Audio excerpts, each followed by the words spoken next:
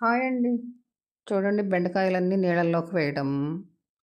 ఒక పెద్ద బేషన్ తీసుకొని దానిలోకి నీళ్లు పోసి చక్కగా బెండకాయలన్నీ మంచిగా కడిగేసి చాలా నీట్‌గా కడుక్కోవాలని నా ఉద్దేశం అండి. దానికున్న నూగు అంతా పోయేలాగా చాలా శుభ్రంగా కడిగేస్తే చాలా బెటర్ అనిపిస్తది. చాలా బావుంటదనమాట. అయితే ఎంతంటే అలా నూగంతా పోయేదాకా కడిగేసి వీలైతే ఒక పొడిగుడ్డతో కడగటం, పొడిగుడ్డతో శుభ్రంగా తుడవటం అనమాట. కడగటం కాదు, నేను అలా అన్నాను. మరి ఇంకా వాటినన్నిటినీ చక్కగా ఒక క్లాత్ మీద పెట్టి నీట్‌గా, చాలా నీట్‌గా చేసుకోవడం. ఇంకా అన్నీ ఒక ప్లేట్‌లో ఉంచేసి క్లాత్‌తో తుడిచేసుకోవడం నేను చెప్పేది. అవకాశం ఉంటే తుడిచేయడం, లేకపోతే అలాగే కట్ చేసేయటం. కట్ చేసినా పర్లేదు. మనకి అదిగో గట్టిగా ఉన్న కాయలన్నీ తీసి బజార్లో పారేయండి. ముదిరిపోయినాయి పులుసు వేసుకుందాం, నా తలకాయ వేసుకుందాం అనుకోవద్దు. శుభ్రంగా వాటిని అవతల పడేసేసి చక్కగా లావు లావు ముక్కలు కోసుకోండి. మనం వేసే ఈ కూరకి అంటే సన్నటి ముక్కలుగా కాకుండా అదిగో పురుగు లేకుండా జాగ్రత్తగా చూడండి. మరి అది సన్నగా కాకుండా లావుగా కోసి కాయలన్నీ కట్ చేసి ఉంచేసుకోండి.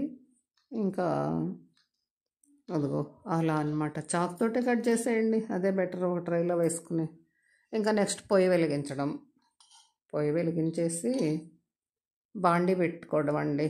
ఏదన్నా పప్పులు అంటే కొంచెం మోస్తరు చిన్న శుభ్రమైన బాండీ పెట్టుకుని మెల్లగా మీడియంలో వేరుశనగ పప్పులన్నీ చక్కగా చిట్లేదాకా చక్కగా వేయించుకోండి. అది మిక్సీకి వేస్తే మంచిగా పౌడర్ అయిపోయేలాగా వేపుకోండి. వేయించేసి ప్రక్కనుంచి ఇంకా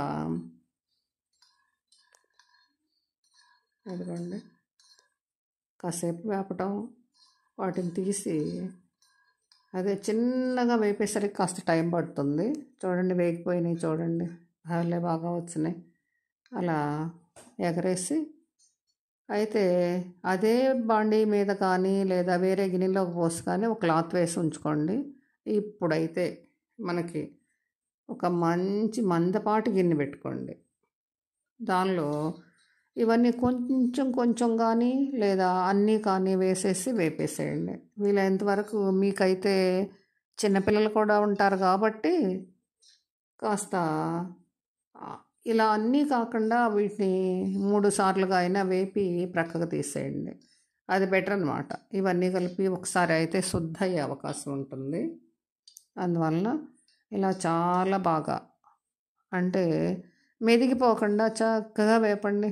బాగా నీట్గా వేపండి. వేపి మరి దీనికి కావాల్సిన అదిగో చూడండి ఒక చెరువులో వదిలేసినట్టు ఉంది ఆయిల్. అలా తేలిపోయిందంటే ఆయిల్ ఎక్కువే పట్టిద్దండి. కాస్త ఆయిల్ వేయాల్సిందే. ఇంకా ఈ పప్పులు మిక్సీకి వేసేయడం, అలా పొడి చేసేసి దీనిలో అంత జీలకర్ర, మరి కొంచెం చిన్నుల్లిపాయలు శుభ్రంగా పొట్టు తీసేసి వేయండి. నాకులాగా మిక్సీకి వేసిన తర్వాత వేయబోయే ముందు ఆట ఆడకుండా ఫస్టే ఒక పూట ముందే ప్రిపేర్ చేసుకోవాలండి ఇలాంటి దినుసులు. నాకైతే తీరి చావదు, పాడుండదు. అప్పటికప్పుడే ఏదో గబగబా చేయబోతాను. ఇలా తొట్టుపడే పని లేకుండా నీట్గా చేసుకోవచ్చు. ముందే అవన్నీ ఒలిసి పెట్టుకుంటే బెటర్ కదా. అదే ఇంకా దీనిలో కారం వేయడం. అంటే గొడ్డుకారం కూర కాదండి ఇది, ఎర్రకారంతో చేసే మంచి వేపుడు అనమాట. ఈ వేరుశనగ పప్పులతో ఇలా చేసే కూర చాలా ఫైన్గా ఉంటుందండి. అసలు ఎంత బాగుంటుందో. సాల్ట్ కూడా వేయడం, మిక్సీ పెట్టేసేయటం, మళ్ళా ఇందాక మనం మిక్సీ పట్టిన వేరుశనగ పొడిని మళ్ళీ మిక్సీకి చేసేయటం అండి. వేసి బాగా వేగిన బెండకాయలు ఉన్నాయి కదా, అవన్నీ తీసేసి ఒక ప్లేట్లో పెట్టేసేయండి. పెట్టిన తర్వాత నా వాయిస్ చిన్నగా ఉందేమో, అయితే బాగా వేపి తీసి ఒక ప్రక్కన పెట్టేసి ఇప్పుడు బాండీ ఖాళీగా ఉంటుంది కదా, దీనిలో కొన్ని ఆవాలు, జీలకర్ర ఇష్టమైతే జీలకర్ర వేయడం, లేకపోతే లేదు. ఇందాక వేసాంగా అనుకుంటే అక్కర్లేదు. అయితే నేనైతే జీలకర్ర, మినపప్పు, పచ్చెనగపప్పు, ఆవాలు అన్నీ వేసే వేపానండి. అన్నీ వేసి బాగా దోరగా వేగిన తర్వాత దీని సంగతి ఏం చూడాలనుకున్నారు, ఒక పట్టె గుప్పెడు కరివేపాకు వేయడం, ఇందాక మనం మిక్సీకి వేసి పెట్టుకున్న అది ఉంది కదా, అదంతా అదే తాలింపులోకి వేసి తిప్పేసి ఇప్పుడు ఈ బెండకాయలన్నీ వేసి తిప్పామనుకోండి, అబ్బో ఈ కూర అసలు ఎంత బాగుంటుందో అనమాట. నిజంగా వేసుకు తిని చూసి అంటారు మీరు, పావని చాలా నిజం చెప్పావు కదా, బాగుంది కదా కూర అని అనుకుంటారు. చూడండి ఫ్రెండ్స్, మీరు కూడా ఓసారి ట్రై చేసి చూడండి, కూర ఎలా ఉందో చెప్పండి.